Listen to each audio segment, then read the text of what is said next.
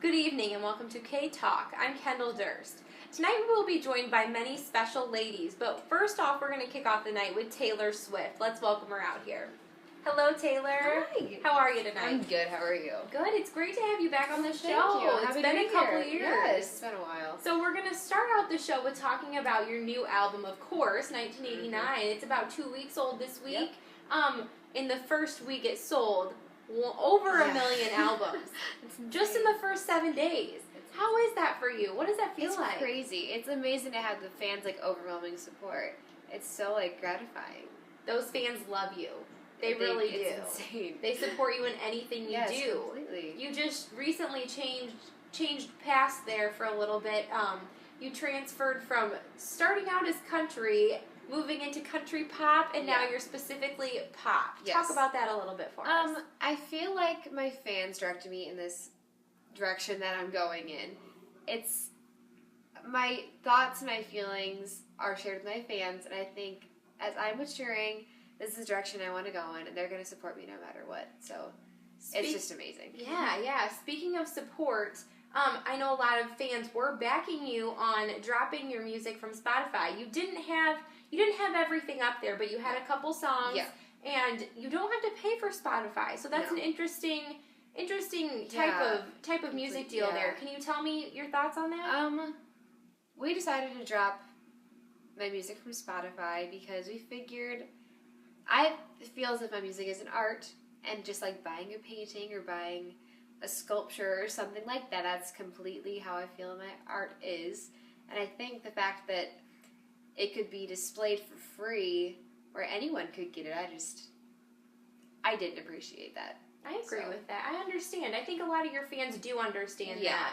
I think many of them, you encourage fans more than a lot of other artists to buy albums because of the personalizations you put in them. Mm-hmm. Let's talk a little bit about the way you capitalize certain letters and put secret messages into your albums. Yes. Can you talk about that a little bit? I think it touches on a more personal level. Me and my fans definitely, they love it. They get so excited trying to figure out and decipher every little thing that I put in there. And even some things I don't put in there, they try to decipher. But it's a challenge, and it connects us on a more personal level. And by trying to decipher little messages and figure out more things about my life that they're trying to dig in and figure out, it makes them enjoy the music more, I feel like. So. Speaking about your life a little bit, I know a lot of fans do decipher a little bit too far into your music, and we've heard a lot of speculations about many of your songs on the album being about your ex-boyfriend, Harry Styles.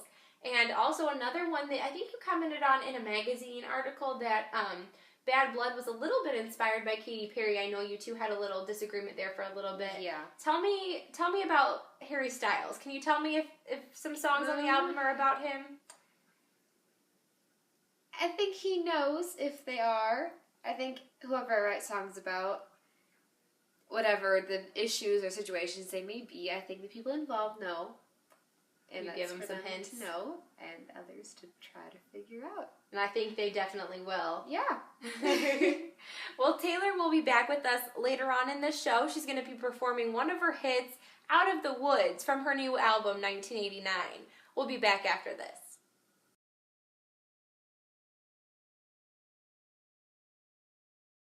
Welcome back to K-Talk. We're joined now with TV star Nina Dobrev.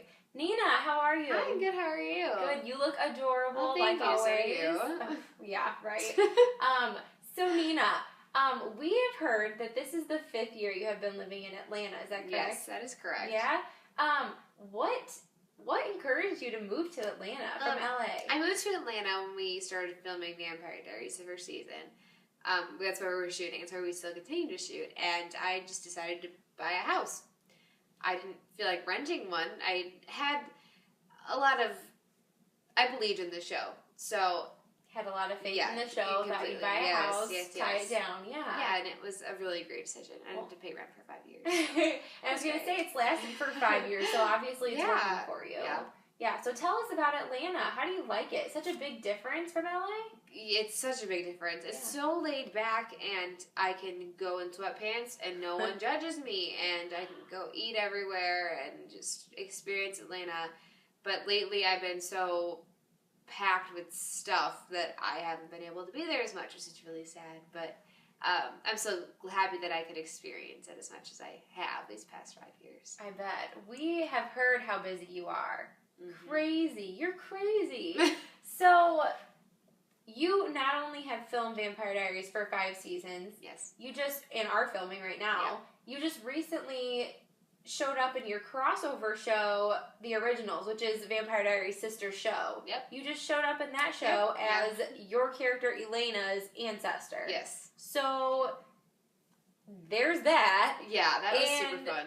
And you also have been filming a movie. Yes. Or did film a movie. Yep. Let's Be Cops. Yep.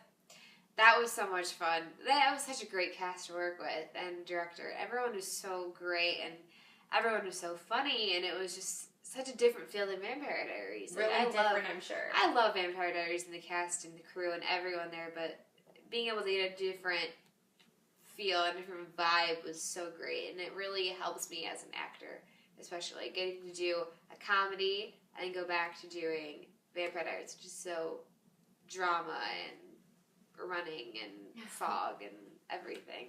Is it hard to adjust going, because I know while you were filming Let's Be Cops, you were still filming Vampire Diaries, so is it hard to go from vampire to waitress back to vampire? How do you use your mindset in that? Yeah, it's quite different, but it's kind of hard, but I think just with the cast and everyone just helps me especially get in the feel of things again. Oh, I'm sure. I'm sure it feels like home at both places. Oh, yeah, definitely. It's so much fun. Yeah, so we won't be seeing any fangs come out in Let's Be Cops? No, I don't think so. No? Not for me, at least. Don't tell people to expect that? No, I'm so sorry. So no fangs, but we will have cops. Yep. Next up, we'll have another special guest, a young star who is almost, I would say, pretty successful, wouldn't you? Yeah, definitely. We'll be right back.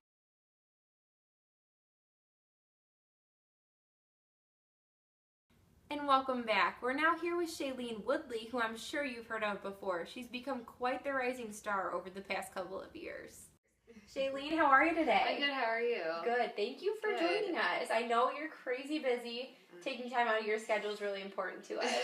Thank you. So, Shailene, I've got to start it off by saying I know you are such an interesting person. You're so different than the typical celebrities in Hollywood.